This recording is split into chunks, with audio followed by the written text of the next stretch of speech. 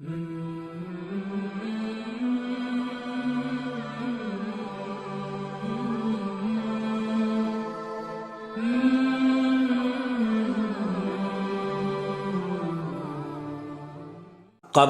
و خاندانی عصبیت و امتیاز۔ قبیلے اور رشتہ داریوں کی بنیاد پر عصبیت اور جتھہ بندی عرب میں بڑی سخت تھی۔ اس عصبیت کی بنیاد جاہلی مزاج تھا، جس کی روح اس مشہور جملے سے ظاہر ہوتی ہے: انصر اخاک ظالما او مظلوما، یعنی اپنے بھائی کی مدد کرو خواہ وہ ظالم ہو یا مظلوم۔ چنانچہ وہ اپنے حلیف اور بھائی کی ہر حال میں مدد کرنا ضروری سمجھتے تھے، خواہ وہ برسر حق ہو یا برسر باطل۔ عربی معاشرہ مختلف طبقات اور الگ الگ حیثیت کے خاندانوں اور گھرانوں پر مشتمل تھا۔ ایک خاندان دوسرے سے اپنے کو بلند و برتر سمجھتا تھا۔ بعض خاندان دوسرے خاندانوں یا عام انسانوں کے ساتھ بہت سی رسوم و عادات میں شرکت پسند نہیں کرتے تھے، یہاں تک کہ حج کے بعض مناسک میں قریش عام حجاج سے الگ تھلگ اور ممتاز رہتے تھے۔ وہ عرفات میں عام لوگوں کے ساتھ ٹھہرنا عار کی بات سمجھتے تھے، آنے جانے میں پیش قدمی کرتے تھے۔ ایک طبقہ پیدائشی آقاؤں کا تھا، ایک طبقہ کم حیثیت لوگوں کا، جس سے بیگار لیا جاتا اور کام پر لگایا جاتا۔ کچھ عوام اور بازاری لوگ تھے۔ جنگجو فطرت۔ عرب فطرتاً جنگجو واقع ہوئے تھے، اور ان کی صحرائی اور غیر متمدن زندگی کا تقاضا بھی یہی تھا۔ جنگ ان کے لیے زندگی کی ایک ضرورت سے آگے بڑھ کر تفریح و دلبستگی کا سامان بن گئی تھی، جس کے بغیر ان کا جینا مشکل تھا۔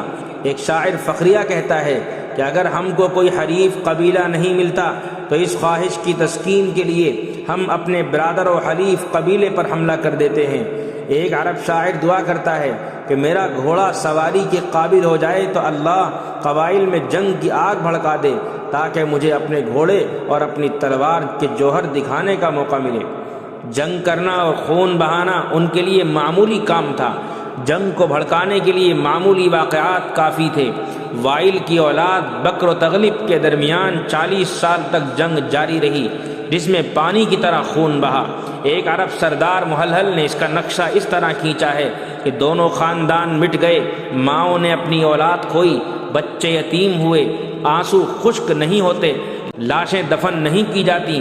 پورا جزیرہ عرب گویا شکاری کا جال تھا۔ کوئی شخص نہیں جانتا تھا کہ کہاں لوٹ لیا جائے گا اور کب دھوکے سے قتل کر دیا جائے گا۔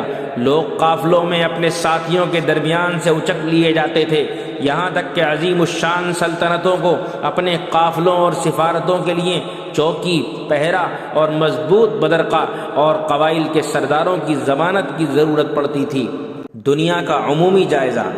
ایک انگریز سیرت نگار R.V. سیورڈ لے اپنی کتاب پیغمبر میں زمانۂ بعثت کی دنیا کا عمومی جائزہ لیتے ہوئے اس وقت کے قابل ذکر ممالک و اقوام کا تذکرہ کرتا ہے۔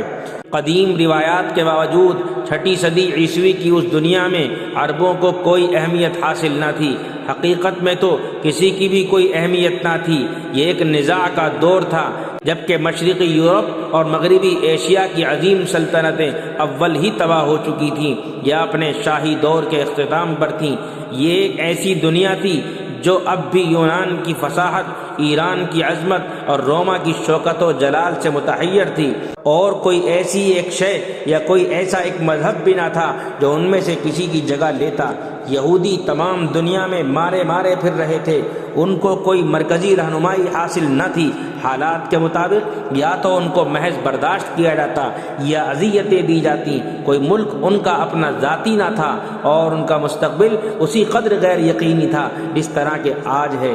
پوپ گریگری اعظم کے حلقہ اثر سے باہر مسیحی اپنے سہل عقائد کے ہر قسم کے پیچیدہ معانی ایجاد کر رہے تھے، اور اس سلسلے میں ایک دوسرے کا گلا کاٹنے میں مصروف تھے۔ ایران میں تعمیر سلطنت کی صرف ایک کرن رہ گئی تھی۔ خسرو ثانی اپنی سلطنت کی توسیع میں مصروف تھا۔ اس نے روما کو شکست دے کر کیپیدوشیا، مصر و شام پر قبضہ کر لیا تھا۔